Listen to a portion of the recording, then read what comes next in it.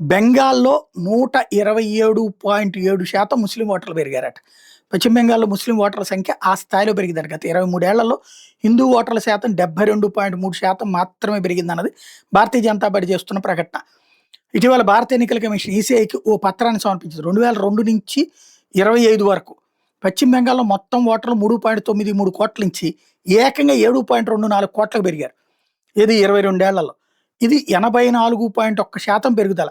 హిందూ ఓటర్లు 3.1 కోట్ల నుండి 5.3 కోట్లకు పెరిగితే 72.3% అయితే ముస్లిం ఓటర్లు 83.9 లక్షల నుండి 1.9 కోట్లకు పెరిగారు.